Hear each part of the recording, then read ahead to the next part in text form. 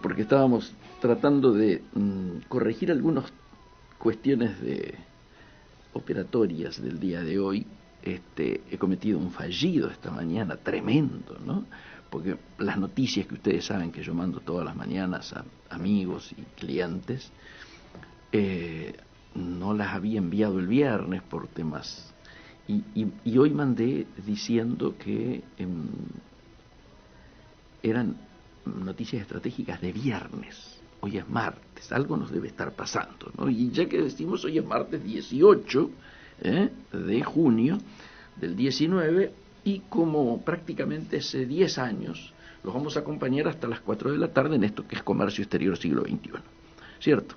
Obviamente todos aquellos que se quieran comunicar con nosotros ya saben, pueden hacerlo, como lo reiteramos habitualmente, a los teléfonos 4372-2841 o 4372-3061, y para dejarnos mensajes solamente al 5256-9640.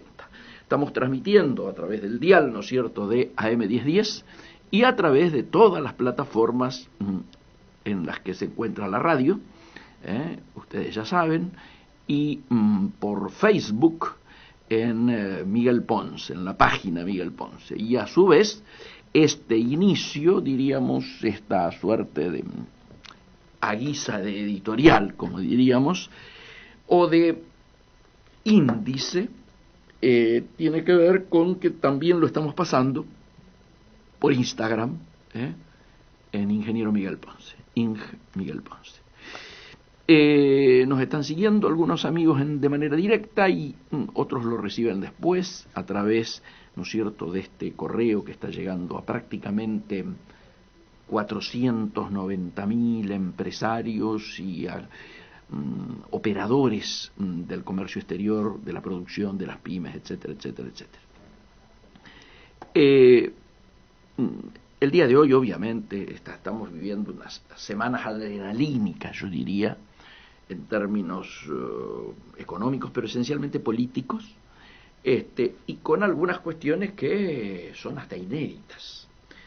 Esta mañana en otro programa aquí de radio yo hablaba que habíamos pasado lo que se denomina de alguna manera el corte del siglo, ¿no es cierto?, donde hemos pasado un día del padre que sin duda no se lo va a olvidar nadie durante el resto de sus vidas. Quien más, quien menos tiene una anécdota de qué pasó con el corte y cómo le influyó en la, diríamos, celebración del Día del Padre. Pero también hubo cuatro provincias donde se votaba, y salvo en una que está fuera de la red de conexión, que es Tierra del Fuego, las demás tuvieron que iniciar con unas cuartos oscuros que realmente esta vez sí eran oscuros, ¿no? Bueno, esto lo vamos a comentar. En función de eso, es que para el día de hoy, como se ha dicho tantas cosas, se ha pretendido darle una utilización política al asunto, cosa que lógicamente tiene impacto político, no se puede negar. Hemos buscado a la persona que posiblemente concite más la atención en cuanto a sus dictámenes en relación al tema energético, porque él está a la cabeza del think tank más importante de energía del país, que es el Instituto Argentino de Energía General Mosconi, ¿no es cierto?, y que nuclea también, forma parte él del núcleo de los ex secretarios de Energía de la Nación en tiempos de democracia. Están todos nucleados, ustedes lo saben, y su figura, diríamos, más conocida, más destacada, más amiga, es Jorge Lapeña. Así que hoy a las 1:30, ya lo hemos anunciado a través de las redes sociales, lo vamos a tener a Jorge conversando con nosotros. Habitualmente lo solemos llamar a él y a algunos otros amigos, pero esencialmente nos interesa casi siempre hablar con él sobre este tema. Porque este tema tiene costados técnicos, sin duda. Tiene costados energéticos puntuales, tiene costados políticos, tiene consecuencias, tiene efectos, y por supuesto también nos obliga en este tiempo electoral a discutir sobre lo que debiera ser priorizado como una política de Estado, que es la política energética, y que me parece que en un tiempo electoral como este, bueno, ellos seguramente tienen iniciativas que, como aparece en algún diario de hoy, le están por entregar a partir de esta situación el diagnóstico y el plan energético que han elaborado, llevárselo a todos los candidatos o todos los frentes a esta altura, porque en algunos casos están faltando los candidatos, pero bueno, digamos, esencialmente ya prácticamente se conocen todos los candidatos a presidentes. Nos parece interesante algunas noticias vinculadas a la política, que luego la charlaremos con Héctor Zavala también, en el café, en nuestro café habitual, porque acaba de conocerse que Sergio Massa se ha bajado de la pelea presidencial y anunció hace un rato, ahí en el Malva, en esta charla cuya figura internacional era Lagos, pero que él compartía con hasta hace poco compañeros de el espacio, diríamos, Alternativa Federal, Pichetto por un lado, Urtubey por el otro, más Massa. Massa fue el primero en hablar y fue el primero en avisar que acababa de aceptar encabezar la lista de diputados nacionales por la provincia de Buenos Aires, con la promesa de la presidencia de la Cámara de Diputados en caso de que la fórmula Fernández-Fernández finalmente sea la que se imponga en las elecciones. A mí me nacen muchas reflexiones, me nacen, diríamos, calificaciones sobre esta acción, pero voy a hacerlo por la positiva. Vamos a hacerlo por la positiva. ¿Qué ha ocurrido desde la semana pasada hasta hoy en ese espacio? Un espacio que fue desde el primer momento petardeado por los dos costados de la grieta, tanto por el kirchnerismo como por el gobierno del PRO.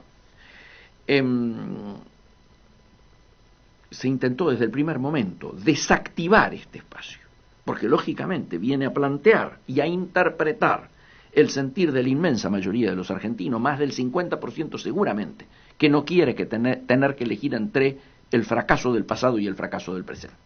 Entonces este sector claramente era un peligro. Ustedes recordarán que en ese sector había algo que muchos no comprendían, que recién ahora se comprende en su real significado, por la persistencia y por la coherencia, que fue la actitud desde el primer momento, desde el minuto cero, de Roberto Labaña.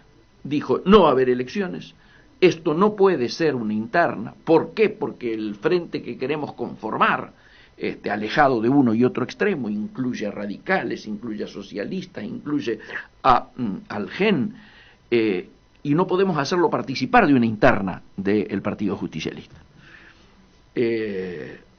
Mientras tanto, Schiaretti en silencio, posiblemente la figura más fuerte en términos de representación territorial, Massa tironeado, especulando con que mantenía su fórmula para pelear dentro de Alternativa Federal, pero finalmente aceptó, a partir de un congreso, luego de que le fueron minando su poder territorial, particularmente en la primera sección electoral, la de él, incluyendo su ciudad, Tigre, su municipio, donde le iban volcando toda la gente a favor de la fórmula Fernández-Fernández. Finalmente, cuando hace el Congreso, adelanta que seguramente va a terminar haciendo esto. Pero claro, todo el mundo pensó que iba a pelear en una PASO con la fórmula Fernández-Fernández para seguir con alguna cosa que contentara a sus seguidores, que es que todo el desarrollo político y el crecimiento de Massa fue a partir del enfrentamiento a Cristina y de la diferenciación al kirchnerismo.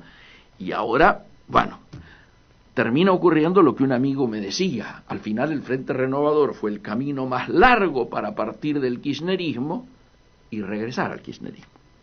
Pero ni siquiera va a haber pelea. Por lo tanto, esta garrocha fue un garrochazo hacia un polo de la grieta. El segundo garrochazo fue hacia el otro polo de la grieta. Y es más preocupante, yo diría, por lo que significa y por sus efectos. Y es el caso Pichetto. El caso Pichetto, que de pronto en 20 días no más pasó de ser candidato a vicepresidente de Labaña, candidato a vicepresidente de Urtubey, En algún momento hasta se habló de Schiaretti, candidato a vicepresidente de Massa, para terminar siendo candidato a vicepresidente con Macri. Estaría para dejarlo acá, como diría un viejo conductor, lo dejamos ahí.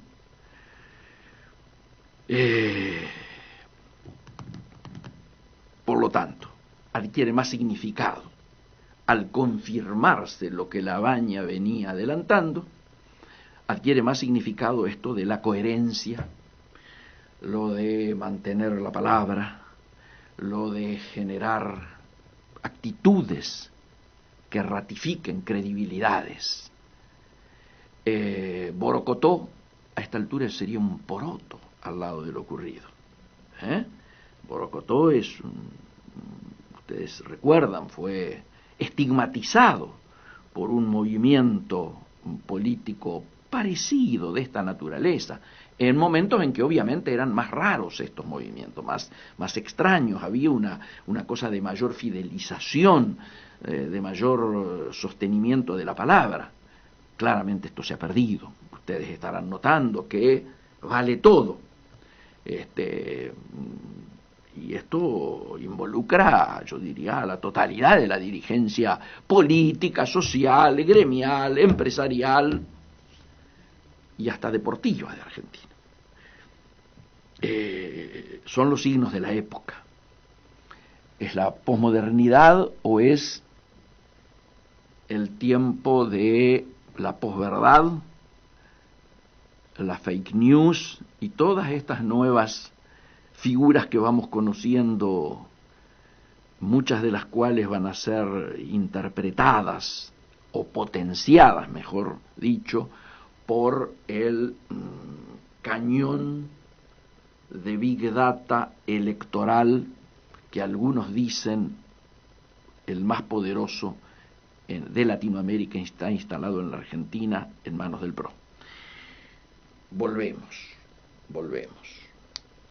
En este marco estamos viviendo un momento en el cual se han cerrado ya todos los frentes, se van acomodando los melones en el carro, algunos melones se van cayendo de los carros y nos vamos acercando al día 22, que es cuando se cierran finalmente las listas que van a ser exhibidas al pueblo, que se van a poner a consideración.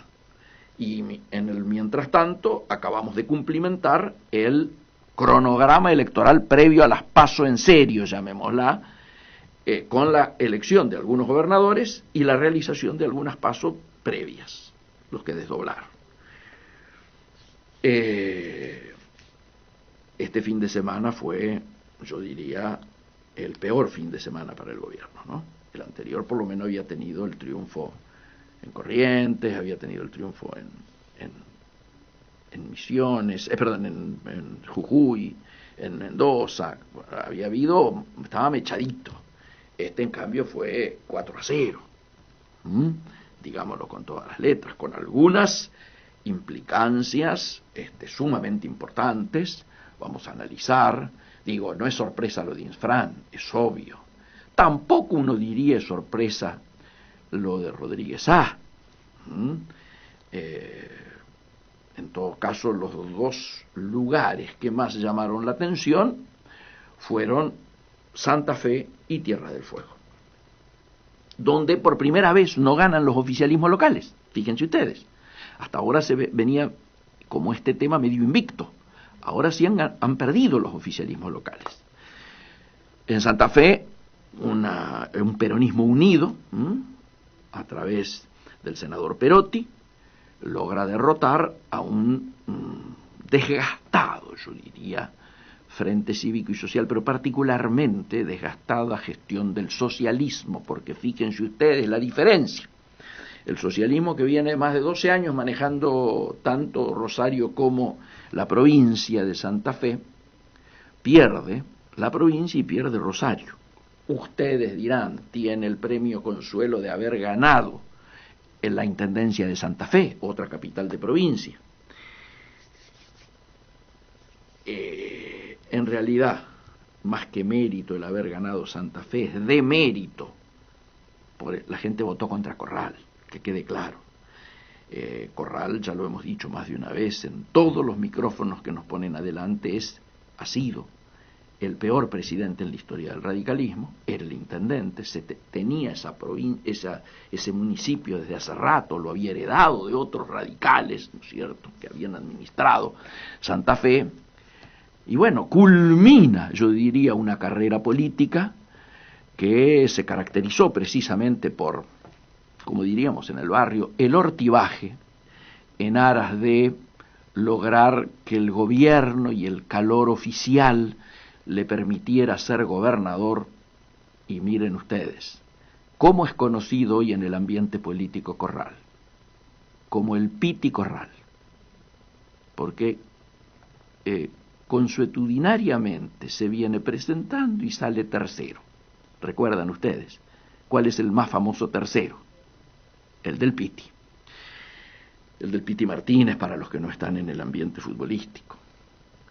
Entonces, pese a todo el hortibaje, pese a todo el daño que le hizo a la Unión Cívica Radical, invisibilizándola, permitiendo que el ninguneo por parte del PRO, permitiendo que ciertos límites hasta doctrinarios fueran avasallados por el gobierno del PRO, inmovilizando al partido, generando junto con su correligionaria Lilita Puig una convención que no se reunió durante todo el periodo que estuvieron a cargo ellos y que recién renació cuando en La Plata, 2 años atrás, Jorge Saspia se hace cargo de la misma y entonces pone a funcionar todas las comisiones, y allí algunos, como mi caso, me tocó coordinar la comisión de economía, se trabajó en las comisiones de salud, de seguridad, internacionales, etcétera, etcétera, etcétera,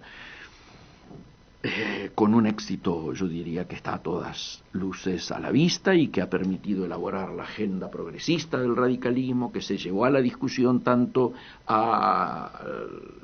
en el Savoy, ¿no es cierto?, como se llevó también a la mesa donde en lo que era entonces Consenso 19 pasó a integrar y ser columna vertebral de los puntos que Labaña diera a conocer cuando recién empezaba su propuesta, ¿no es cierto?, y su camino hacia convertirse en el candidato electoral único que ha quedado del tercer sector.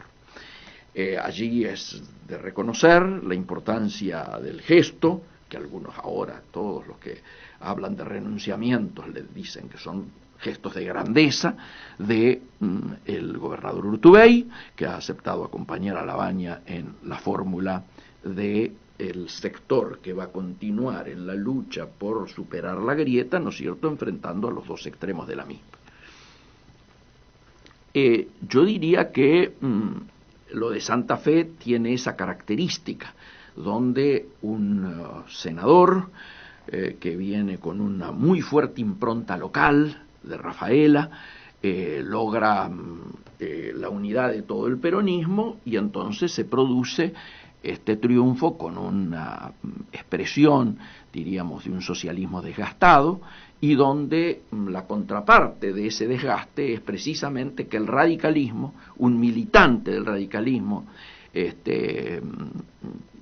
triunfa, ¿no es cierto?, en Rosario, y la intendencia de Rosario pasa a estar en manos del Frente Progresista desde ya, cívico y social, pero con Pablo Yabkin, un militante de la Franja Morada, dirigente estudiantil, un hombre que venía trabajando desde hace mucho tiempo por la ciudad, finalmente se ha consagrado el nuevo intendente de Ciudad de Rosario, que para algunos es la ciudad número 2, o número 2, número 3, peleando con Córdoba, ¿no es cierto?, en términos de importancia.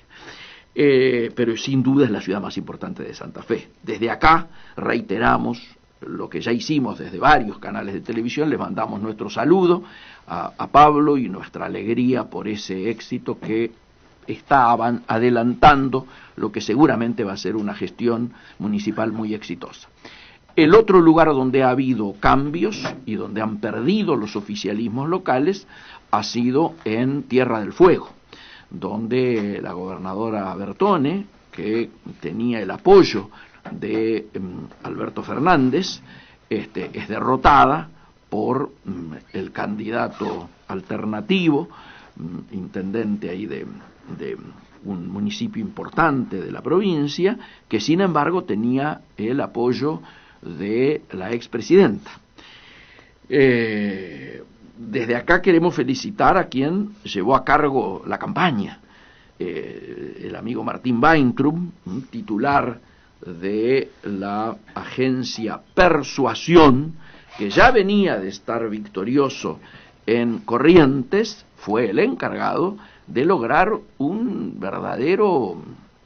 verdadera sorpresa, porque muy pocos esperaban el triunfo, pero mucho menos se imaginaban un triunfo en primera vuelta, que sacara más del 50%, alguien que, ustedes saben, ha estado cuestionado, ha tenido algún tipo de problemas en su ciudad, de hecho pierde en su ciudad, ahí gana Bertone, pero finalmente más del 50% de la población de Tierra del Fuego le da su apoyo para que sea el nuevo gobernador de esta provincia estratégica de la Patagonia Argentina.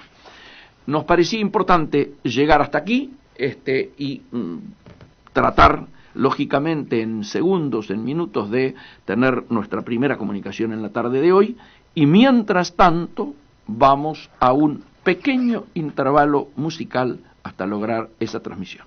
Lo decíamos aquí en Comercio Exterior Siglo XXI y lo adelantábamos a través de las redes sociales, el amigo Jorge Lapeña, titular del Instituto Argentino de Energía General Mosconi, ex secretario de Energía de la Nación, debiera estarnos escuchando. ¿Es así, Jorge? Así es, Miguel. Qué alegría. Un gusto saludarte.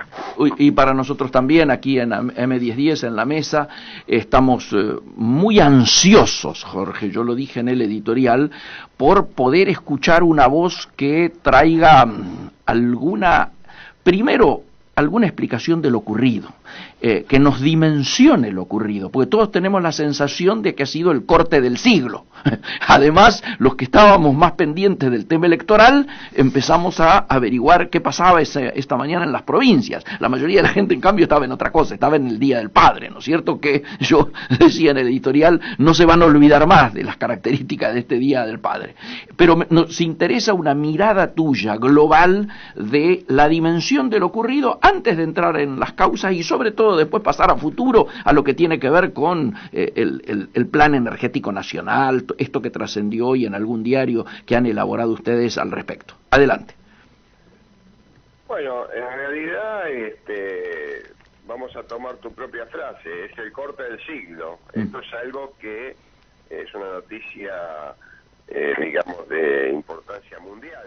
En una zona geográfica muy importante del mundo, o sea, el cono sur prácticamente, un país haya estado, aunque por pocas horas, porque fueron en definitiva 12 horas, pero con el servicio interrumpido por un inconveniente en su sistema de transmisión. Digamos, esto es muy poco frecuente en la Argentina y en el mundo, pero no es imposible que ocurra, y de hecho ha ocurrido en algunas otras veces en la Argentina y también en el mundo, no solo en el mundo no desarrollado, sino también en el centro del mundo, sí, ¿no? Claro. En este sentido, yo recuerdo del año 1973, cuando se pone en marcha la gran central hidroeléctrica del Chocón, en esos meses, entonces en funcionamiento un sistema de transmisión que era el más importante de la Argentina, que era la doble terna, sí, mejor dicho, doble línea entre el Chocón y Buenos Aires y Ezeiza, más concretamente. Son dos líneas de 500 kilovolt. Y bueno, en el invierno del año 73, un tornado bajó las dos líneas al mismo tiempo, varias torres de cada una de las líneas que corren paralelas a la altura de Olavarría, y el sistema quedó absolutamente imposibilitó de abastecer la demanda.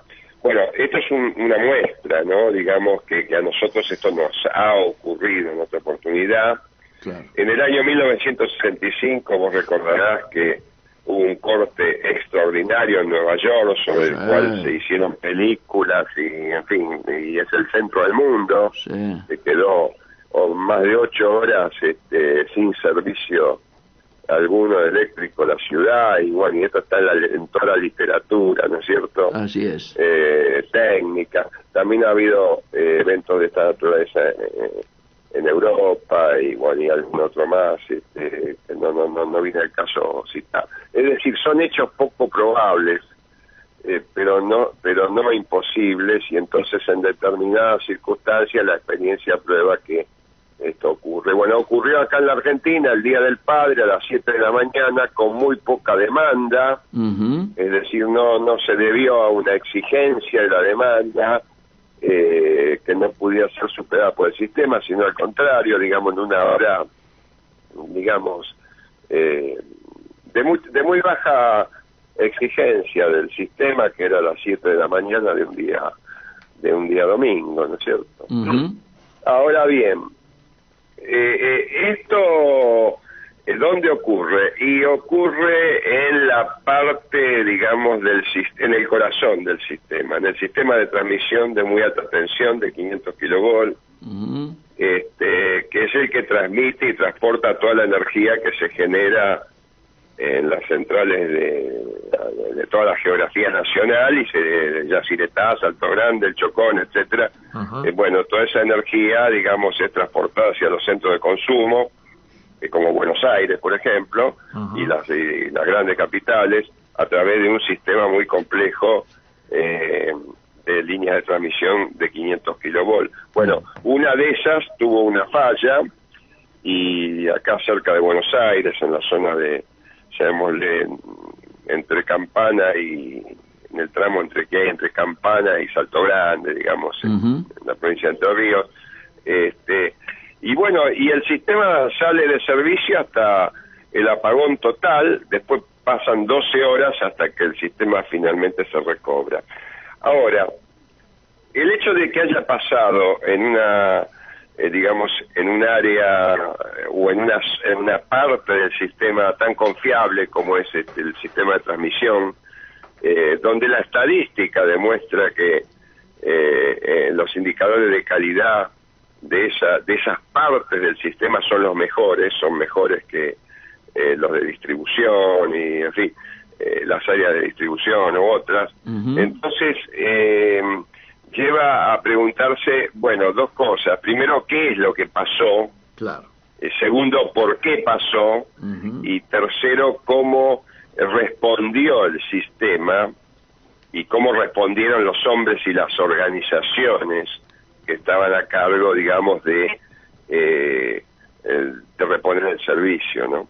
Y me parece que el problema es tan complejo y tan grande que lo que hay que pedir, por un lado, y esperar, por otro, con un poco de paciencia, que la autoridad responsable del servicio público en la Argentina de electricidad, que es la Secretaría de Energía de la Nación, dé un informe bien fundado y bien explicado, bien transparente de lo que pasó y de por qué pasó.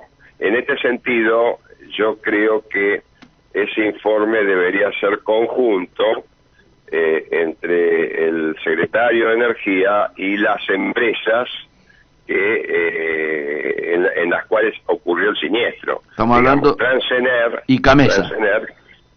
Claro, Transener es digamos, la propietaria de la digamos, de la instalación que falló. Y Camesa es la corporación que administra el mercado eléctrico mayorista y es la que opera y da las instrucciones de operación al sistema. Entonces, en esta trilogía institucional, que es la Secretaría de Energía y las dos empresas, creo que entre estas tres instituciones debería haber un informe que transparente la situación y que sirva también para evitar especulaciones de índole política, conjeturas no bien fundadas, hipótesis, algunas estrafalarias, otras quizá más realistas, pero digo, para que no pase lo que pasó con la desgracia del submarino, por ejemplo, en Muy el cual, bien. cada especialista tenía una hipótesis, Sí, inclusive algunas descabelladas, ¿no? De por qué.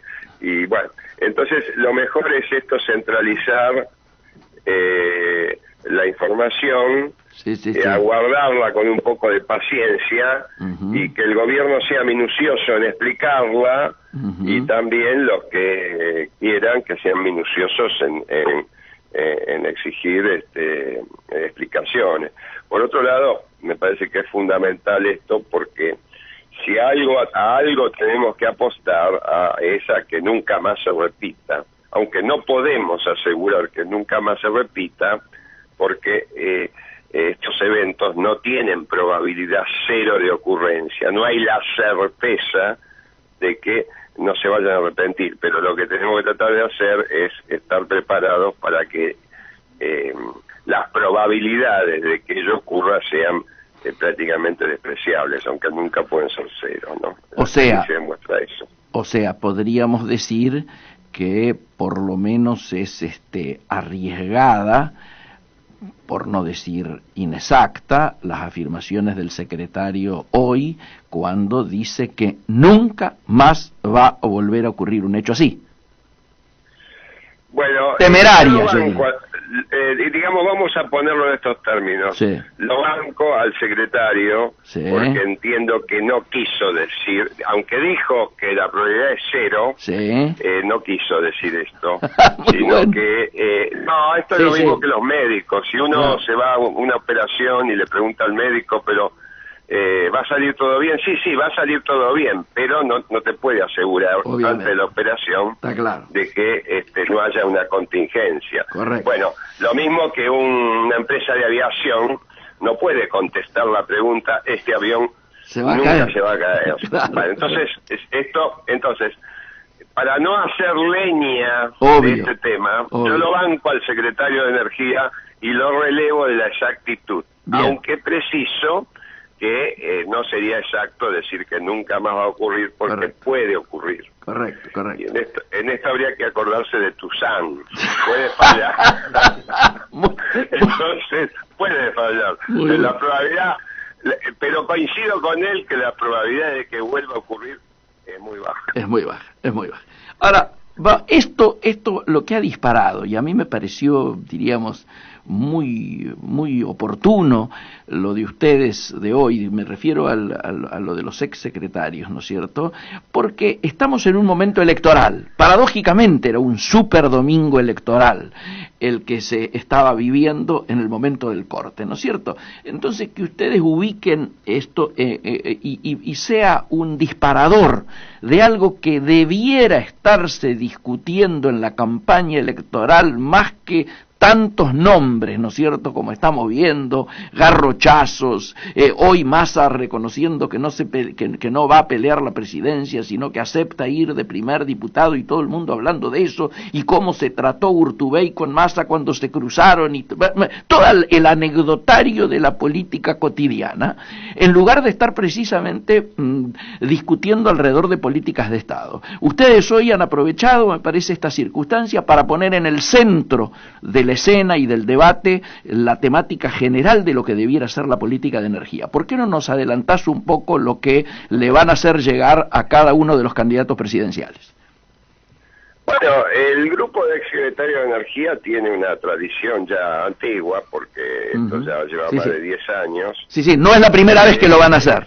No es la primera vez, ya hemos escrito un libro en el año 2014 que se llama Consensos Energéticos, para el año 2015, promovimos la firma de una declaración de compromiso entre las fuerzas políticas que compitieron en el año 2015, y lamentablemente esos consensos que propusimos no fueron llevados a la práctica a través de precisamente la búsqueda de acuerdos firmados y cumplibles y exigibles y monitoreables.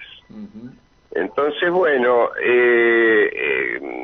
digamos, se puede decir que estamos insistiendo después de haber fracasado de alguna medida, porque la política de Estado que ya decíamos que había que hacer en el año 2015, bueno, está todavía en veremos en gran parte, y no es una política de Estado. Por ejemplo, no hay un plan energético nacional consensuado y ni siquiera está elaborado. Entonces, bueno, ahora insistimos prácticamente con los mismos argumentos. La Argentina tiene que tener un plan energético, el plan energético tiene que procurar que la energía sea de precio razonable y que pueda ser pagado por la población, y además cumplir con los compromisos del cambio climático. Creemos que hay que explorar más el territorio nacional para revertir la caída productiva petrolera, sobre todo en las áreas convencionales que están decayendo desde hace 20 años su producción. Y bueno, y creemos, en fin, que son unos 10 puntos que ponemos sobre el tapete, y creo que en general hay consensos de que eso es lo que hay que hacer. Lo que tengo dudas es si la Argentina, o la política argentina, que yo creo que está en decadencia respecto a otros tiempos, Sí. Será capaz de, pasado el fragor electoral, sentarse y acordar estas políticas a largo plazo, ¿no? Ujú. La experiencia demuestra que todo es muy lábil, que los candidatos fundan partidos y funden partidos, digamos, al mismo tiempo. Muy bueno. Muy Se bueno. juntan con los enemigos de ayer y bueno, es un lodazal Sí, sí. del cual espero que la Argentina salga en algún tiempo, ¿no? Y que bueno, Jorge, que este traqueteo, digamos, sí, quede un poco terrible. olvidado, ¿no? Claro. Sí. Jorge, ustedes justamente dentro de lo que es el equipo, llamémosle así, de los exsecretarios de Energía de la Nación en democracia, tienen gente de todos los colores de los partidos que han gobernado precisamente desde el 83 a la fecha. Mi pregunta es... Bueno, sí y no, porque el grupo de secretarios no incluye, por ejemplo, los secretarios del kirchnerismo, Claro, y tampoco incluye a todos los del menemismo, claro, y tampoco incluye los del PRO. Correcto. Seamos realistas, o sea, lo digo porque el grupo de exsecretarios Sí, es de participación. Digamos, no son los exsecretarios ni del PRO ni del kirchnerismo. ni del kirchnerismo en sus dos versiones, ni del menemismo, o del menemismo hay uno, qué sé yo. Entonces, no deja de ser una parcialidad el grupo de los exsecretarios también, ¿no? Pero, te entiendo. Bueno. Paradójicamente, de los dos polos de la grieta, no tienen participantes allí. Pero mi pregunta es, ahora se han definido ya los frentes, prácticamente están todas las fórmulas. Todavía no se conocen mucho los equipos, algunos estamos trabajando en algunos equipos, otros están trabajando en otros equipos, etcétera y demás. ¿Vos notás que de pronto los frentes ya van definiendo, o ustedes van teniendo conocimiento de que algunos de estos agrupamientos que se van a exhibir ante la sociedad para las elecciones, ¿no es cierto?, tienen ya especificados o más o menos planteados cuáles van a ser sus equipos vinculados a este tema de la energía? Digo, no, el PRO insistiría con Aranguren, por ejemplo, para poner una cosa extraña. Sí, no sé. Bueno, no sé, no quiero hacer nombres, pero claro. No sé. Correcto. La verdad que eso no sé. Creo que el actual secretario es un poco distinto, ¿no? Sí, claro. Pero no sabría decir, porque yo por lo menos no tengo algo para afirmar eso. Claro. Pero ojo que también veo, porque no quiero hablar del partido al cual no pertenezco, que sería el PRO. Correcto. Pero también veo una caída del interés por el tema de la energía, que es un tema pesado, nada más ni nada menos que en nuestro propio espacio político. Correcto, pero a ver, Jorge, digamos, Jorge, ¿cómo puede ser que esto sea así si cada discurso que hay nos llenamos la boca de vaca muerta o, para ir a un extremo, o de los parques eólicos o de los temas que estamos haciendo en Jujuy vinculados? Es decir, estamos hablando de energía, no es que la energía no es mencionada. En la pregunta, por eso iba yo, ¿esto vos creés que es un tema simplemente electoralista que se nombra? El único proyecto que Pichetto en la conferencia de prensa cuando anunció su pase se refirió, no sé si porque es de su provincia o por la envergadura que le otorga, es Vaca Muerta. Entonces, uno no ve que este tema no esté en agenda. Lo que pasa es que a lo mejor no está con la seriedad que debiera estarlo. Si vos ves el documento de que es el de los exsecretarios, ¿sí? Vaca Muerta es una parte, pero no es toda la energía. Yo creo que los que ven a toda la energía como sinónimo de Vaca Muerta están cometiendo un grave error estratégico, y que va, como Vaca Muerta no es un proyecto todavía suficientemente evaluado que asegure su viabilidad técnico, económica y financiera, por lo menos en algunas partes, me parece que es muy peligroso estas jugadas a nos salvamos, nos salvamos la Argentina, se salva por Vaca Muerta. Sí. Porque Dios es argentino y le puso un gran recurso para que lo explote, me parece que debería ser revisado. Sí. Y creo que la Argentina no se salva con una sola cosa, sino que los proyectos tienen que armonizarse, en el caso de la energía, en una estrategia energética multivariada, por decir así. Nosotros no nos podríamos salvar exclusivamente por Vaca Muerta, porque también tenemos que cumplir con los compromisos de lucha contra el cambio climático, y esto requiere una descarbonización de la energía a mediano plazo, y entonces en este contexto no nos podemos olvidar de la energía eólica, de la energía hidráulica, de la energía solar, etcétera, ¿no es cierto? Tenemos que en ese aspecto el mundo un poquito nos va mandando ciertas señales. Entonces,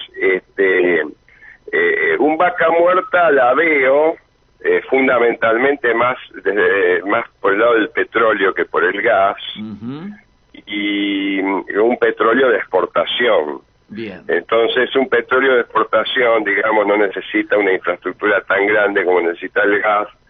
Podríamos obtener un flujo de dólares hacia la economía argentina interesante, y bueno, por ahí lo veo, pero quiero decir, las ideas de Vaca Muerta nos salva, son ideas inmaduras, que se sirven para vestir un discurso político, pero no resuelven el problema. Entonces, contestando tu pregunta, todavía veo lejos a los políticos de la verdadera política energética, que no la pueden hacer los políticos.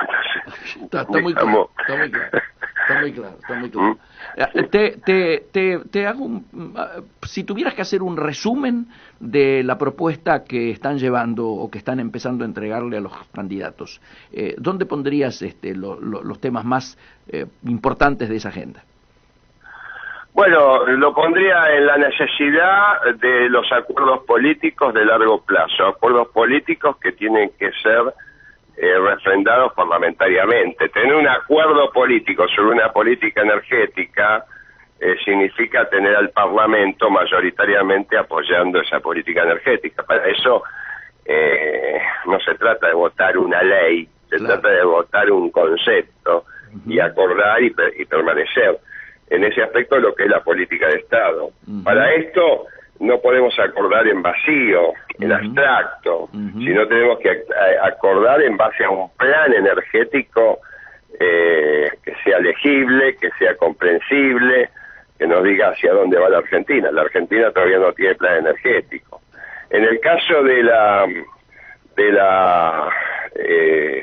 producción petrolera, necesitamos en las áreas convencionales incrementar la exploración. Eso sea tanto en el mar hasta el talud oceánico, que es una superficie virgen inmensa, que está a nuestra disponibilidad para ser explorada y explotada si se encuentran los recursos. Bueno, ahí hay que trabajar. También hay que trabajar en las provincias, y me parece que hay que volver sobre la idea de que la exploración es importante. Si no exploramos, no descubrimos nuevos yacimientos. En el caso de Vaca Muerta tenemos que darle un sentido concreto. Evidentemente, si necesitamos darle a esto competitividad y ponerlo en producción y exportarlo. Necesitamos evitar, por ejemplo, un tema muy importante es que Vaca Muerta no debe recibir subsidios, que en este momento recibe subsidios importantísimos. Eso es central. Entonces, esto es central. Y los exsecretarios en esto hemos hecho algo central. Vemos un Vaca Muerta sin subsidio. Entonces esto es, digamos, al que lo quiera entender, que lo entienda. Está muy clarito. Pero es muy claro, porque la idea de un Estado tirando fondos o aportando fondos que no tiene para el desarrollo de Vaca Muerta no va. Buenísimo. Entonces me parece que esto es duro cuando... Y bueno, y hay algunos otros temas, por ejemplo, nosotros tenemos la obligación de resolver el problema del gas de Bolivia. Claro. Bolivia tiene reservas de gas que en última instancia, al ser un país mediterráneo, tienen que venir a engrosar el mercado argentino en forma competitiva. Es decir, vamos a tener adentro nuestro una competencia saludable entre el gas boliviano y el gas de Vaca Muerta, por ejemplo, que va a ser, si se hace bien, muy favorable para los consumidores argentinos, porque vamos a tener una oferta, digamos, más variada que la que tenemos en este momento de gas natural. Bueno, yo creo que son cosas interesantes. Muy interesante. No, cuando todavía no han empezado la entrega, ¿no es cierto? Recién ahora se han definido los candidaturas. Sí, ahora estamos en eso, sí. Perfecto. Una vez que esto pueda ser público, nosotros vamos a darlo a conocer, de ser posible, la gacetilla que ustedes emitan, de manera tal de ir generando, ¿no es cierto?, una docencia alrededor de la importancia de estos temas, Jorge, ¿te parece? Perfecto. Magnífico, queremos agradecerte mucho y mandarte un fuertísimo abrazo. Bueno, igualmente, saludos para todos. Saludos. Ustedes lo escuchaban, el ingeniero Jorge La Peña, ex secretario de Energía de la Nación, es prácticamente el titular del Instituto Argentino de Energía General Mosconi, posiblemente, yo diría, desde mi lectura sin dudas, el think tank de política energética más importante del que dispone la República Argentina. Con dos temas, diría, ¿no es cierto? Uno, lo ocurrido, y otro, las políticas energéticas en general, hacia dónde debiera apuntarse. No solo para que no ocurran estas cosas, sino para optimizar algo que sin duda debe ser una política de Estado. Nos vamos al intervalo de las 15 horas y retornamos. Empezamos nuestra segunda hora de Comercio Exterior Siglo XXI, hoy 18 de junio, y ahora sí con Héctor y Claudia en la mesa. A ver, ¿qué tenemos hoy, Claudia? Bueno, hoy vamos a recordar a un personaje muy importante, matemático, que había nacido en 1914, pero para introducir el tema le voy a pedir a Aníbal que nos ponga una música que tenga que ver con el tema. A ver, vamos a escuchar con atención, no me imagino. Atención, pero es una música medio tecnológica, informática. Sí, claro. ¿Y por qué? Y bueno, porque Manuel Sadowski se lo considera el padre de la computación en la Argentina, y parecía música de computadora, ¿no? Tenía un aire. ¿Y por qué se lo considera el padre de la computación en la Argentina? Porque en 1960 organizó el Instituto de Cálculo de la Universidad de Buenos Aires y trajo al país, con el apoyo de Bernardo Hussein y de Eduardo Brown Menéndez, la primera computadora. Clementina. Sí, la llamó con nombre de mujer, pero era una Ferranti Mercury.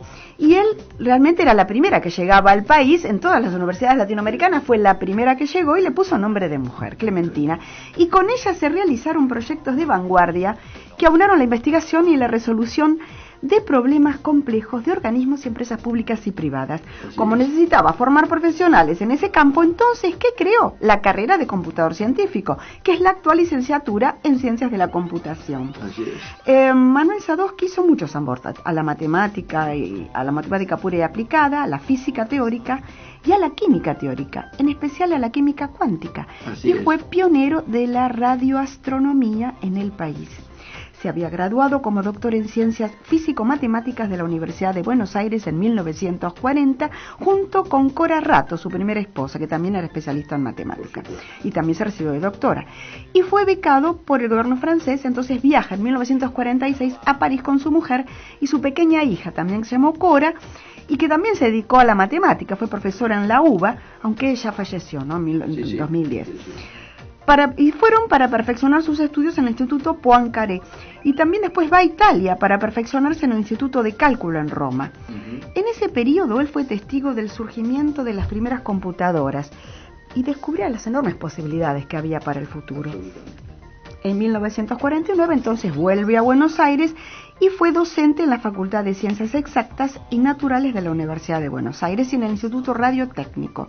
De 1952 hay un libro que tuvo tanto éxito que siguió editándose hasta 1981 y es Cálculo Numérico y Gráfico, que lo editó la librería del colegio. Y en 1956... Era Sadowski Huber. Ajá, Huber ajá. Era la compañera que... Ajá, sí.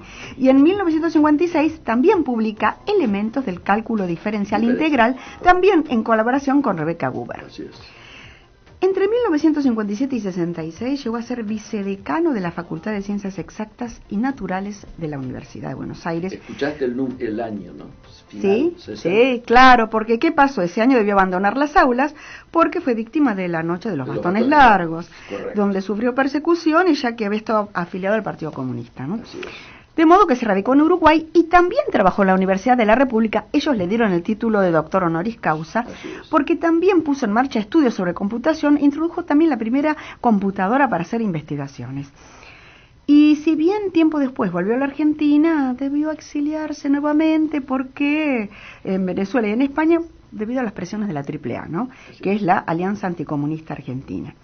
Pero ¿qué pasó? Por suerte llegó la democracia.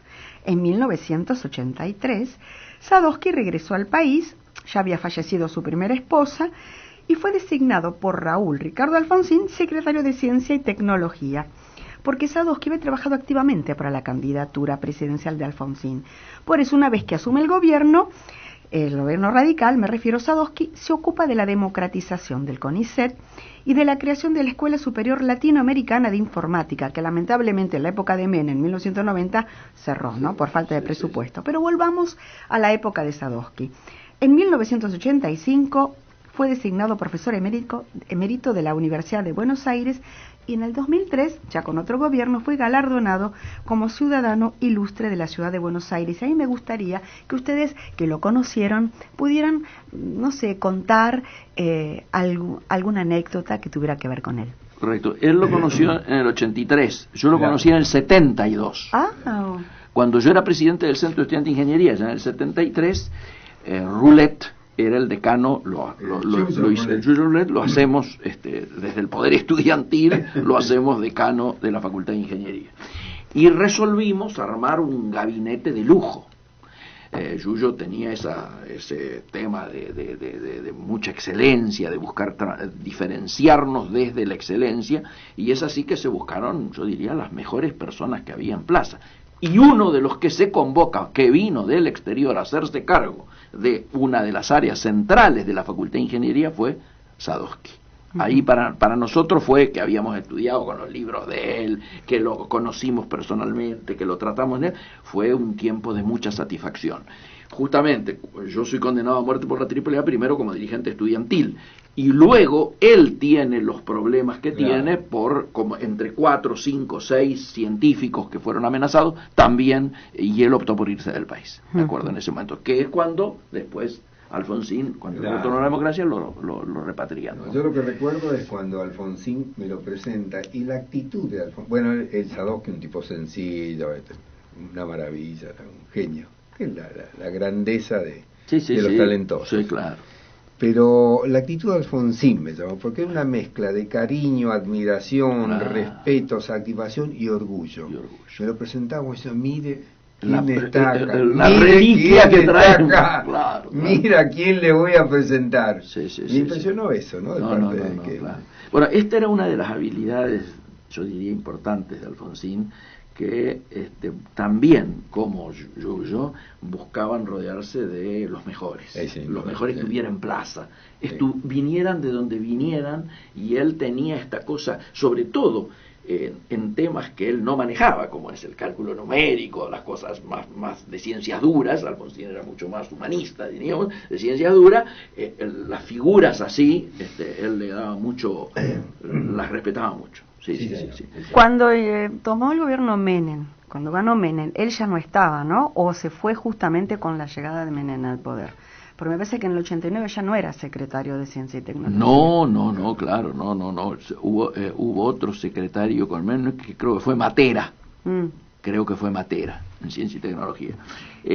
No. Él estuvo en tiempos de Alfonsín, y después creo que tuvo algún cargo menor y se dedicó a la investigación, lo de él, y armó después se armó un Instituto Sadovsky, que sigue existiendo.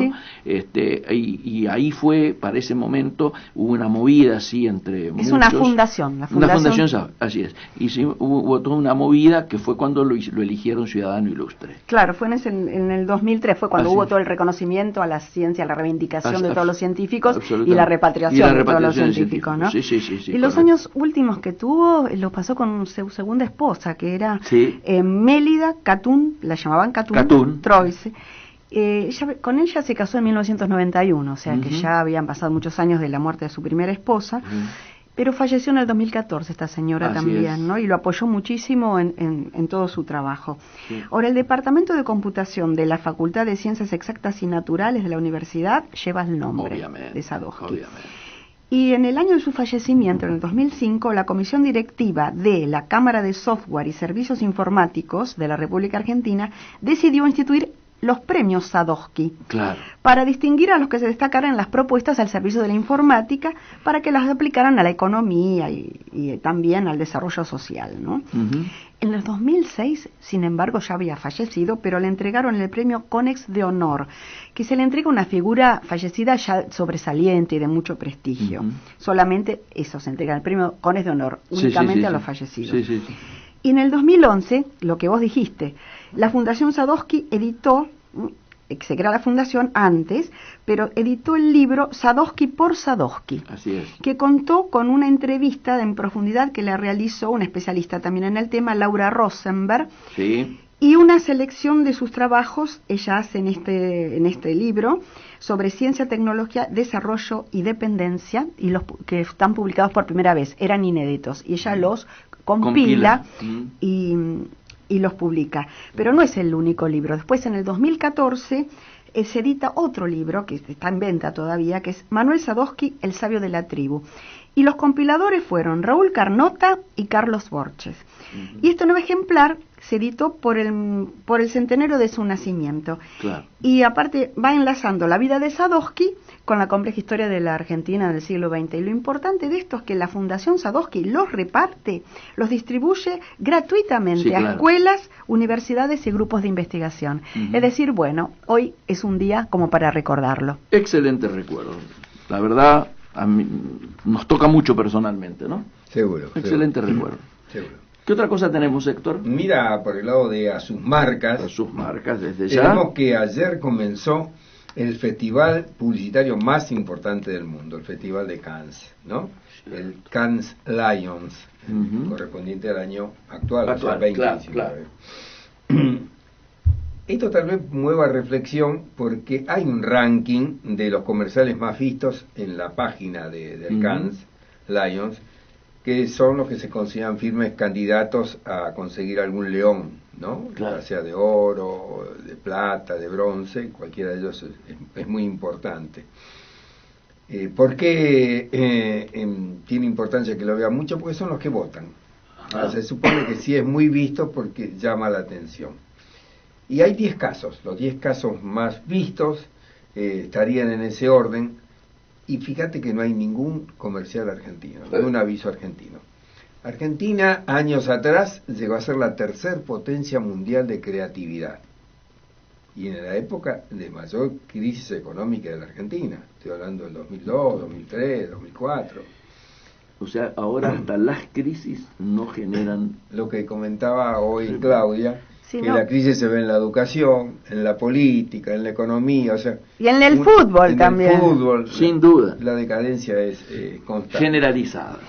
Entre esos comerciales hay uno que me llamó la atención, que es de Vietnam, entre los 10 más vistos. Ah, la pucha. Sí.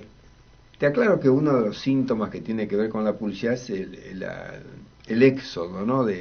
O el crecimiento de muchos creativos importantes, como Carlos Ayala, como Fernando Vega Olmos, como Raposo, que son figuras importantes en el exterior, o sea, han emigrado. Es más, en Vietnam hay un director general creativo, no quiero errar con el nombre, por lo tanto no lo voy a nombrar, que es argentino. En Vietnam está trabajando. Y respecto de Cannes, quiero decir que se inscribieron 30.953 casos, trabajos. Si esto lo multiplica por $700, que sería un promedio, porque hay inscripciones más caras y alguna un poquito más baratas, es un cálculo modesto, a la baja. Tenemos que es un negocio que arranca solo en tema de inscripción en $20 millones. Y esto están participando 89 países. Este año... ¿Entre qué fecha y qué fecha? Empezó ayer, termina el viernes. Bien. Así que el martes que viene vamos a tener oportunidad de comentar lo más saliente, los premiados y demás. La fiesta de premiación se hace el sábado. El festival termina el viernes a la medianoche y hay una... Preparado un espacio grande para sí. Porque el martes que viene están ustedes a cargo absolutamente. A ver. ¿Por qué? No, porque es el momento que estoy al aire yo. Ay, pero el 20. Pero entonces, no te ibas el 26. No, el 26 estoy allá, el 25. Bueno. Bueno. Es el primer martes. Y es el único martes en que no vas a salir. Claro, lo que podemos hacer es tal vez grabar a la mañana. Sí, claro. Estaría bueno. Y empezar con el editorial grabado. Pero esto lo vemos después. Para que no te extrañen, Miguel. Pues claro. Bueno, de Cannes digamos que tiene un sello este año que es la sustentabilidad o la sostenibilidad. ¿Por qué? Vamos a ir viendo.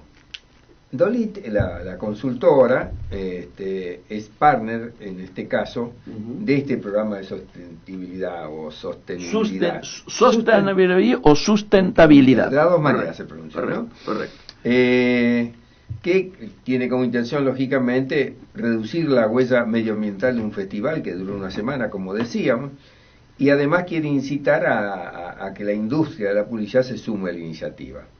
Esto en realidad tuvo origen hace un año, cuando se puso en marcha la creación de los premios que reconocen el trabajo que a través de la creatividad generan un impacto positivo en el mundo. Bueno, esto dije, prediquemos con el ejemplo. Claro. Ya que pusimos un premio, ¿qué hacemos? Bueno, a lo largo de estos 5 días de celebración de este evento importantísimo para la publicidad, Dolit proveerá botellas de agua de cristal carentes de logo para promover su reutilización después del festival. Los asistentes podrán rellenar sus botellas en distintos puntos de las instalaciones a través de estaciones de agua. ¿Esto qué va a significar? Un ahorro de 150.000 botellas de plástico de un solo uso. Mira la magnitud que tiene, ¿no? Y las bolsas, el Welcome Pack, que siempre en todos los festivales, como también en muchas jornadas entran, le dan una bolsita con con publicidad, con cosas, con programas y demás. En este caso van a ser producidas con materiales biodegradables, que los vasos de plástico serán sustituidos en su mayoría por lo de cartón o reciclados, en fin. A esta movida se sumó WPP, que en todo caso la semana que viene contamos en qué consiste esto del Hondi, y aprovechamos para darle la bienvenida acá al amigo Pato Castro.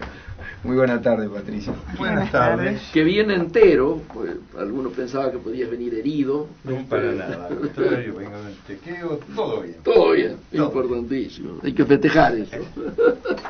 En la medida que se pueda festejar. Bueno, Héctor, damos una vuelta de hoja, entonces sí, aprovechamos.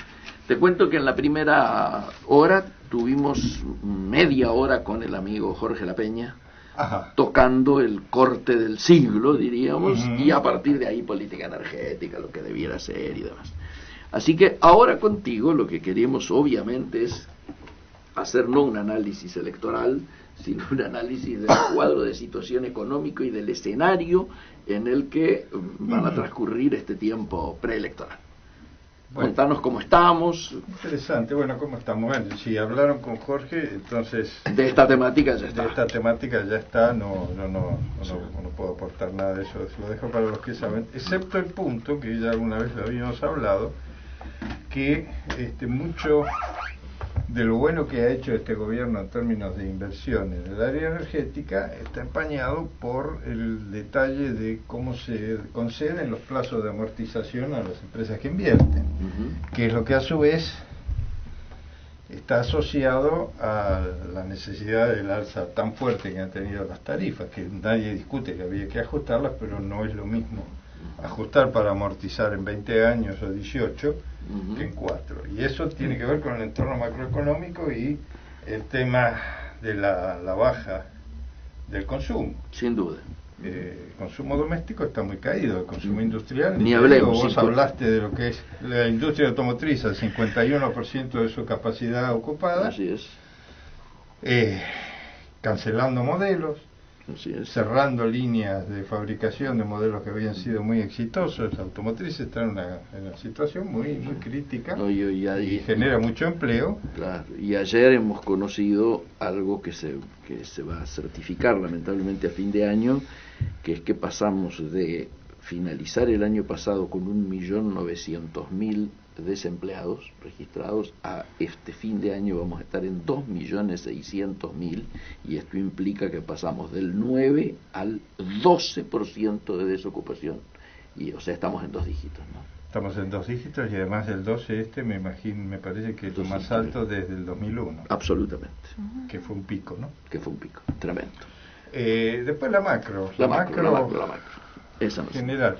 También hemos hablado muchas veces, aquí seguimos con el programa, con el fondo bien, sobrecumpliendo las metas.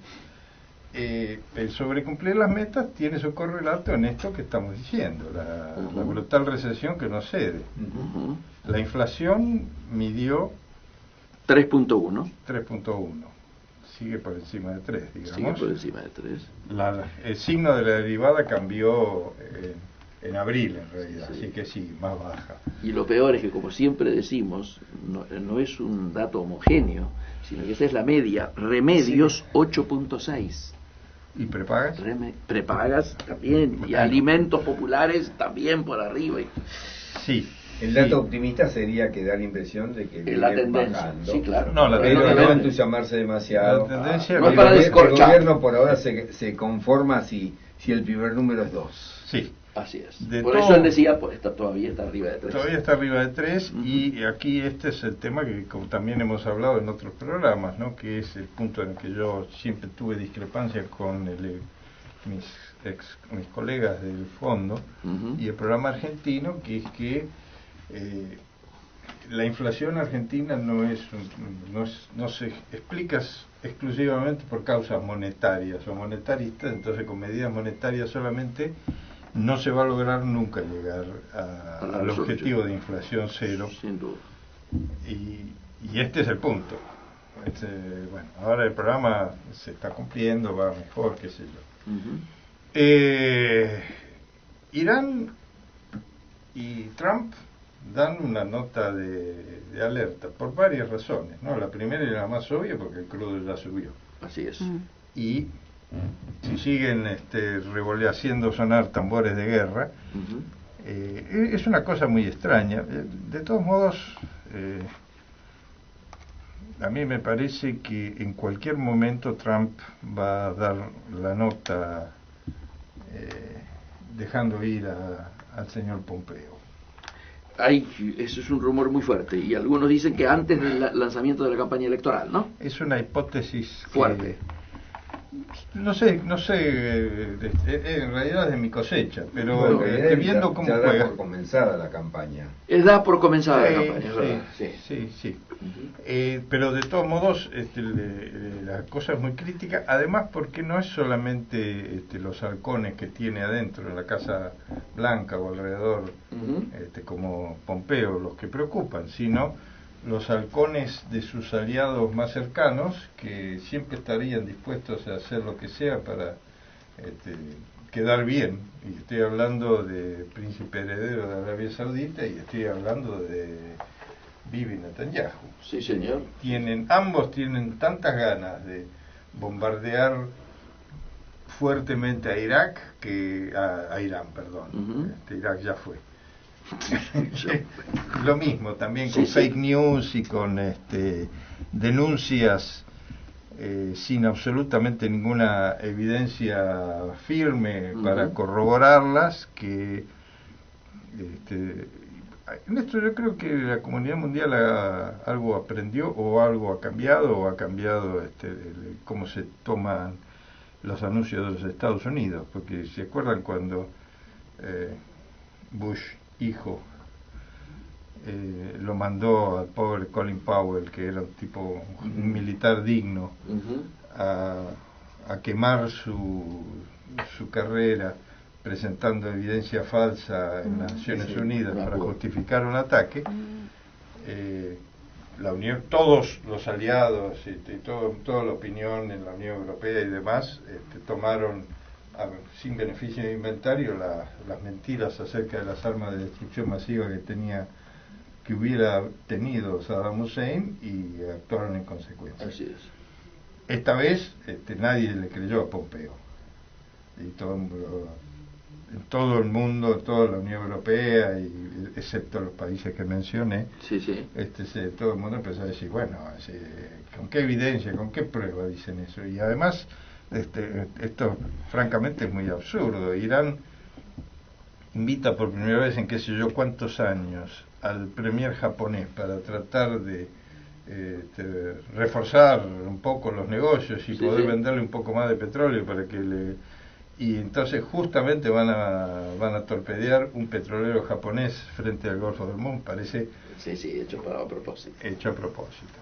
Así que bueno, pero esto, volviendo a la macro global, el precio del petróleo está subiendo, los tambores de guerra acompañan eso, y cada vez que los tambores de guerra suenan, entonces la inversión fuga a la calidad. Es decir, cuando la inversión fuga a la calidad, las divisas de los países en desarrollo sufren, y ya tenemos 2 años casi de que cuando sufren las divisas en desarrollo, lo que más sufre es el peso argentino. Obviamente. Después la lira turca y después los que vienen, pero viene siendo así.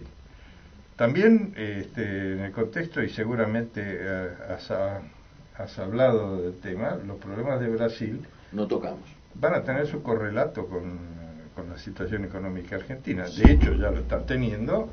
Hablé del mercado automotriz. La caída de la demanda de Brasil hace que aquí se exporte menos y se fabrique menos. Y se subsidie más.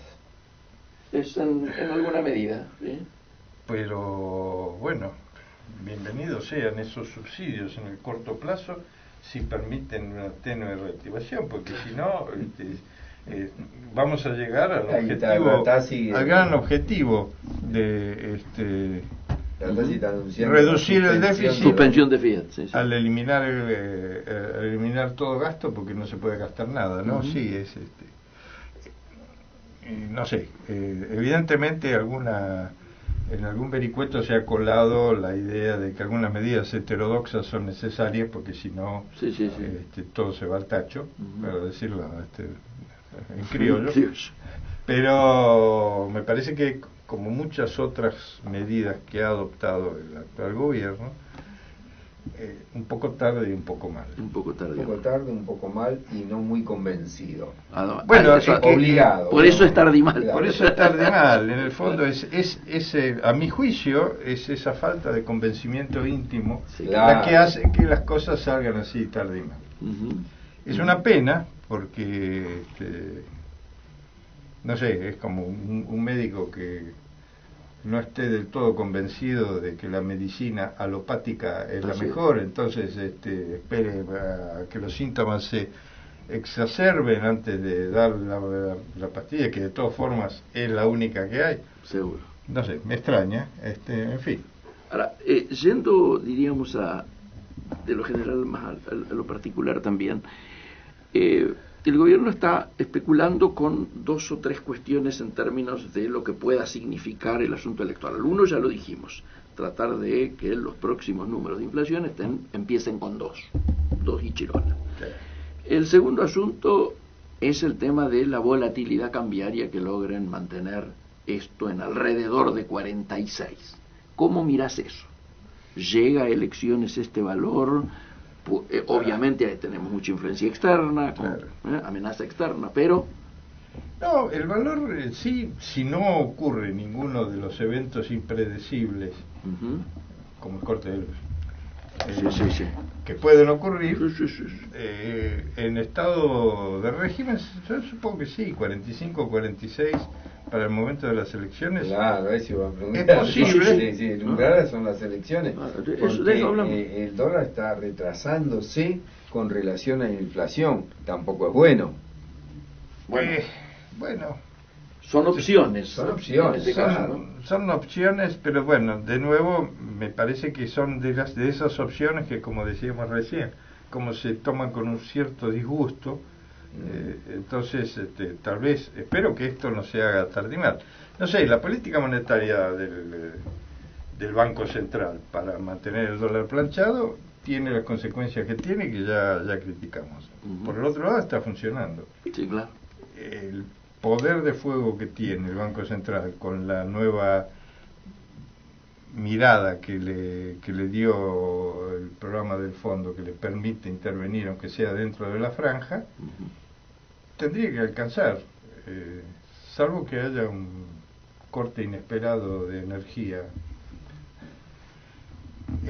Lo que quiero decir con esto, Miguel, de otra manera, es que, de nuevo, están poniendo todas las fichas en que todo va a seguir como está hasta ahora, y la experiencia mundial, pero sobre todo la experiencia argentina reciente, indica que nunca las cosas salen como cuando pensabas que todo va a seguir como está ahora. En cualquier momento puede saltar la liebre. Y hay demasiados frentes, hay digamos, la vulnerabilidad de la economía argentina es muy grande en muchos aspectos. Ese es el problema. Sí. Están pretendiendo, diríamos, hacer creer que esa vulnerabilidad se achica con gestos o hechos como Pichetto. De hecho, hablan del efecto Pichetto, inclusive el efecto Pichetto en la economía.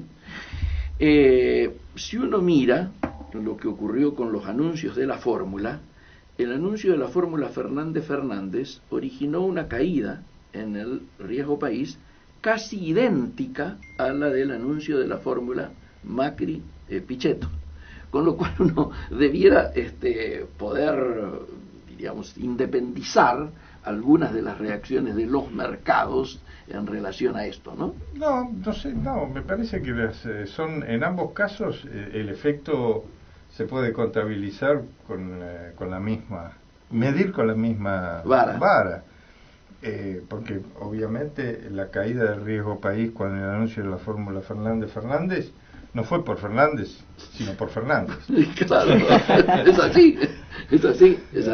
Un poco se dice que la tendencia es que al ir hacia el centro, de uno y otro lado, eso genera cierta tranquilidad. Por eso, me parece que el tema tiene que ver con generar mayores grados de previsibilidad. Sí. Y se supone que Fernández Alberto no sería un tipo manejable, digo, nada más lejos que Cámpora al gobierno pero no al poder. Como que no sería así, pese a que algunos pensamos que sí. Pero, digamos, hay una... dice, el que afirma que Alberto es una marioneta, no lo conoce a Alberto. Dicen. O la desconocen a Cristina. Tendría que ver. Si miramos ahora... No sé, los que lo conocemos a Alberto, yo lo conozco a Alberto. Sí, sí. Es cierto, yo coincido que no me parece que sea un tipo manipulable. Totalmente. Como era el tío Cámpora. Por ahí, a eso voy. Más allá del respeto de la memoria por un personaje bonachón y simpático. Por supuesto, pero, totalmente. Pero eso es desconocer la dinámica del poder y la mente de la expresidente. Pero esa es mi opinión personal. Estamos de acuerdo. Lo que sí está claro, de cualquier manera, es que esta tranquilidad que viven hoy los mercados no tiene que ver, esto no anuncia de ninguna manera lo que va a pasar cuando empiece octubre. Por ejemplo, ya lo hemos visto siempre, cuando empiece octubre todos se van a ir al dólar. Hasta las empresas, los bancos, las sí. pymes, el famoso cambio de cartera electoral. Y mucha gente, como a casi nadie le sobra nada, me imagino que no va a ser tan evidente, pero los que cobren el aguinaldo y les sobren unos puchitos, no van a ir a consumo, van a ir al dólar. Así es. Van a ir al dólar. Mal que nos pese a todos, y mal que les pese a los productores. Sí. La Baña ayer terminaba un discurso en Salta, no un discurso, un reportaje era. Le preguntaban por este asunto del efecto en los mercados, etcétera y demás. Y él decía, para este año electoral, más importante que el efecto en los mercados es el efecto en los supermercados. Como diciendo, ¿no? O sea, que la gente va, si consume, si no consume, si ve estos precios que hacíamos referencia recién, etcétera y demás, ¿no es cierto? Es decir, cómo está pegando eso en la micro, digamos, ¿no? Tiene bastante más que ver con los humores electorales eso que otra cuestión. En el fondo el tema es la confianza. Absolutamente. Sí, no sé, pero de nuevo tiene que ver con el poco apego que tiene muchos del gobierno con este tipo de medidas, pero también tiene que ver con la realidad de lo que hemos vivido en los 14 meses precedentes. Absolutamente. Mucha gente va a cobrar el aguinaldo y va a comprar dólares. ANSES está ofreciendo préstamos a una tasa regalada. Así es. Mucha gente va a sacar los préstamos para ir al dólar, para comprar dólares, va a atesorar dólares. No va la tasa es del 20%. Sí, está por abajo. Con una inflación del 50%. Con una inflación del 57. 57 interanual. Claro. Entonces todo el mundo va a ver el que esté ahorcado, el que va a sacarlo para pagar algunas deudas, que tiene, el que no puede pagarse la diálisis, pero en general, el que yo conozco un par de casos que estaban incluso contando con hacer una remodelacioncita, una pequeña reforma en la casa, arreglar una gotera. No, compro dólares y la hago el año que viene. Total, ahora alguna diferencia. Repinto la membrana y aguanto. Y lo paga en cuota. Sí. Que bueno, como emparchamos el sistema eléctrico, como emparchamos tantas otras cosas durante la última década. Y el canto de Copani, ¿no? Con alambre, lo atamos con alambre. Sí. Por otro lado, el tema de la cosecha parece que está liquidando bien, y esto es lo que ha sido que en general el tema de la volatilidad, por más que hubo algún cimbronazo afuera, acá no se notara tanto, porque era el momento en que mayor liquidación había, pero no se está liquidando todo. No se está liquidando todo, ni se va a liquidar todo. Todo. Ahí las noticias de las proyecciones a la baja de la cosecha de Estados Unidos son buenas para el campo argentino. siempre que estos 10 días de lluvia que hemos tenido aquí no afecten, no sigan otra vez, porque claro. Es terrible. hay todavía no bajó el agua en toda la cuenca del norte de Santa Fe, en el Chaco, sí, y ahí se perdió mucho. Sí. Y además, y después, bueno, que viste, las cosechas también tienen que poder salir, y climas como este no ayudan. No ayudan mucho. Desde ya. No ayudan nada. Desde ya. Volviendo al tema fondo, ¿cómo sigue entonces el tramo? Ahora vendría desembolso. Y recién la próxima misión es justo antes de las elecciones. Fines de septiembre. Antes de septiembre, segundo de las elecciones. Que se supone que para entonces tampoco va a haber una gran novedad. No debiera. De todos modos, esa revisión no tiene asociado un desembolso importante. La que viene no. La próxima revisión no. Claro. Así que ahí es menos grave. Claro. Se puede pedalear más. Ha vuelto a ocupar espacio en los análisis la situación de endeudamiento con la que se va a encontrar el próximo gobierno. ¿Vos notás que este es un hecho, diríamos, de preocupación? ¿Notás que prácticamente cualquiera de las fórmulas que llegue se va a sentar y va a ver de qué manera encara ese proceso de endeudamiento? ¿Cómo estás viendo eso?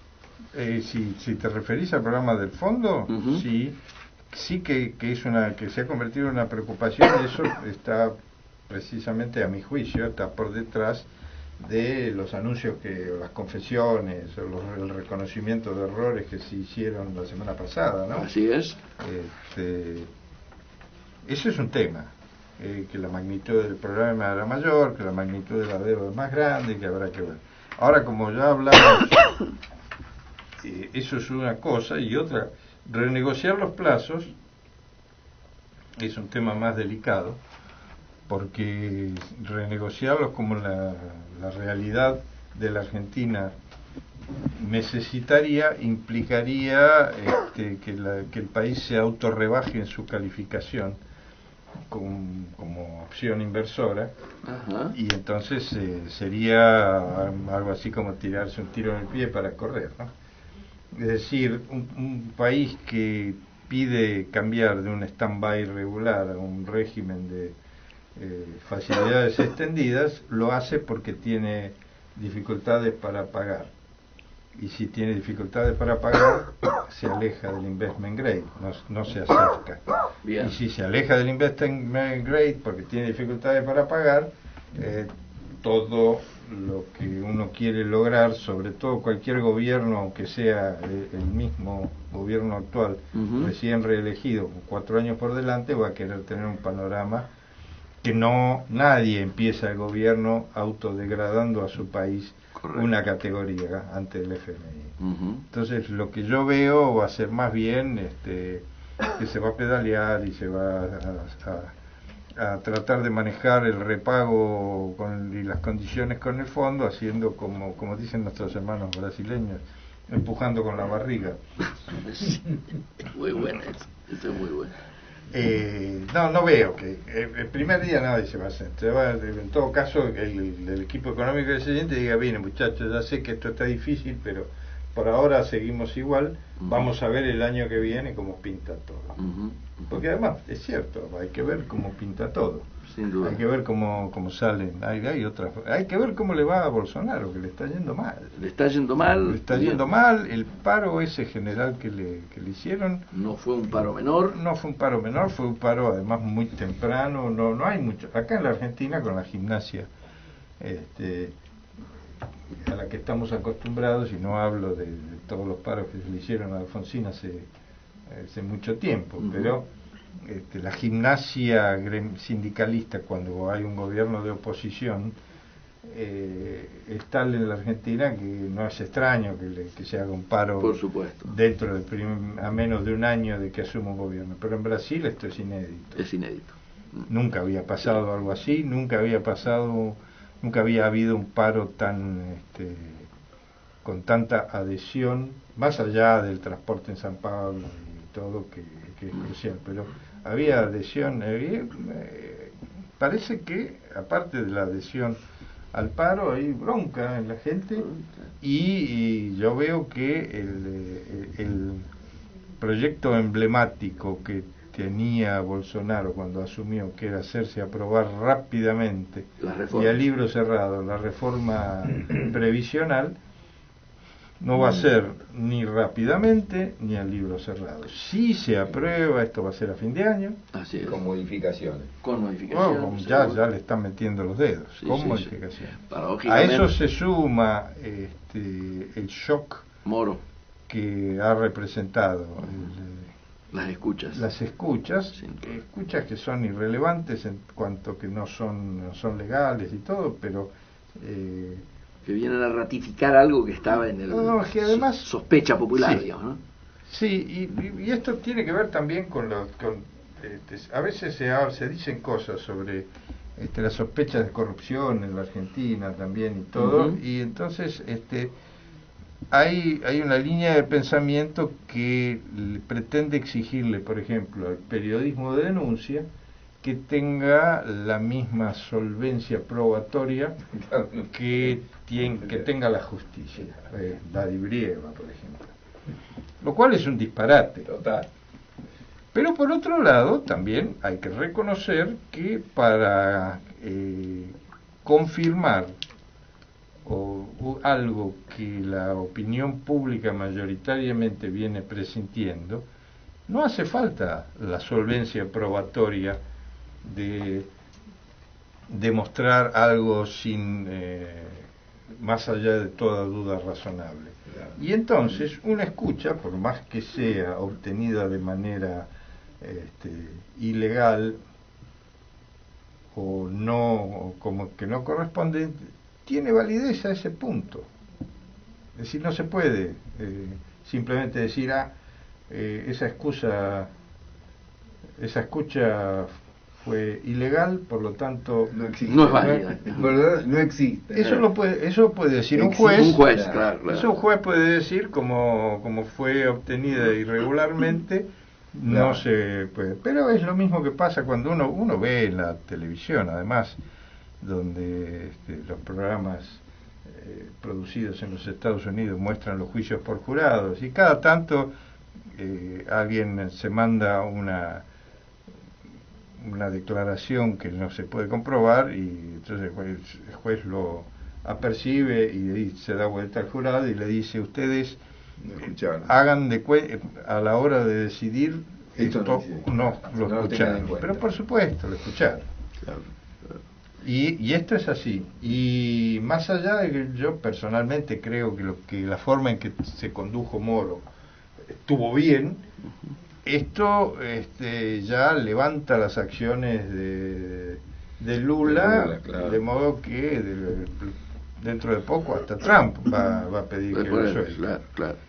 El Papa le mandó la carta. Por eso, bueno, sí, por eso estaba. Y además hoy tenemos encima una novedad que marca un poco, ¿no?, esta situación de crisis de Brasil, el casi pedido de quiebra de Odebrecht. Uh-huh. Esto es Bueno, fuerte, eso, digamos, simbólicamente fuerte. Simbólicamente fuerte, pero estaba prácticamente cantado. Sí, la lógica decía eso. Ahora, lo que es cierto también es que estas cosas ocurren de una manera cuando pasan en el hemisferio norte, y ocurren de una manera muy distinta cuando pasan en el hemisferio sur. Uh-huh. Cuando Arthur Andersen fue pescada filmando balances falsos de la Enron, Uh-huh. Claro. colapsó y desapareció, lo que no le impidió recrearse como Accenture al día siguiente y haber mantenido su cartera y su Sí. Ahora, lo de Odebrecht, el nombre está contaminado, claro, indeleblemente, Y de por vida. de Eso no se vuelve. Claro. Y bueno, van a tener que encontrar un nombre que suene tan eufónico como a Odebrecht. Uh-huh. porque tiene negocios en muchos países en el mundo y tiene inversiones enormes. Sí. Yo creo que alguna vez acá hemos hablado Sí, de la ciudad satélite de Odebrecht en Luanda, por ejemplo. Pero más allá de eso, la cantidad de gente que se va a quedar afuera, porque por supuesto cuando se hacen todos estos enjuagues, ventas de activos y recreaciones, los accionistas, cuanto más tienen, más salvan. Obviamente. Los trabajadores, cuanto menos tienen, más pierden. Más pierden. Sí. Y esta es la verdad de todas estas situaciones de ajuste. Todo se corta siempre por la gente que se queda sin trabajo. Y todo esto en Brasil es un problema para la Argentina. La mala cosecha de Estados Unidos no es un problema, es una oportunidad. Así es. Pero los problemas de Bolsonaro en Brasil son un problema para la Argentina. Sin duda. Me interesaría, como para cerrar así alguna suerte de horizonte de la macro, ya más o menos lo has dicho, pero viste, como se suele hacer los juegos que hacíamos nosotros con los economistas. Fin de año, crecimiento cuánto, dólar cuánto, inflación cuánto. Más de una vez nos hemos jugado a eso aquí, a tirar pronósticos vinculados a esto. Me interesa empezar por el tema crecimiento. ¿Cómo crees que cierra el año en términos de hipótesis de crecimiento? Cero sería el mejor resultado. Para mí sería el resultado, o sea, después de la terrible pérdida del primer semestre. El tercer trimestre, el gobierno firma el cero. Sí, el tercer trimestre va a ser malo también. Y el cuarto trimestre, después de las elecciones, se ablanda, se afloja. Va a haber mucha gente que brinde con champán y rompe el chanchito. El chanchito. Claro. Y eso va a tal vez contrabalancear un poco para el crecimiento. Pero cero es, te diría, optimista. Bien. El año es pésimo. El año es pésimo en todas las variables económicas que marcan el crecimiento, lamentablemente. Claro, además se suponía que, de acuerdo a lo que había dicho Duhovne, ya tendríamos que estar en un proceso de rebote, ¿no? SICA dice que ya empezó la reactivación. Porque cuando todo avanza, si uno se para, retrocede. Los números vienen diciendo lo contrario. Sí, bueno, puede ser. Parece que sí, es un proceso de rebote. Pero es un rebote que no se da, qué sé yo, como un rebote en la luna, ya que estamos cerca del salto. Sino más bien parece que un rebote, pero en Júpiter. La gravedad es tan grande que ni lo rebote ni lo notas. Dólar, ya dijimos que pensamos manteniéndose entre 45 y 46, salvo hasta las elecciones. Hasta las elecciones. Y inflación, ¿qué estás pensando? Que entramos ya ahora sí en el tiempo del 2 punto algo. El tiempo del 2 punto algo, pero vamos a llegar al fin de año, a diciembre, con un anualizado no de 57, sino de 44, claro. Entre 44 y 48. Claro. Entre la cárcel y el muerto que parla. Sí. No, además tan lejos de aquellos objetivos planteados y aceptados y firmados, ¿no? Esto es. Pero bueno, mira, que el objetivo de la inflación, el que más me preocupa es el del 12% de desempleo y el 35% de pobreza que va a haber entonces. Porque esas son las dos que no me preguntaste, claro. Pero te digo que van a empeorar.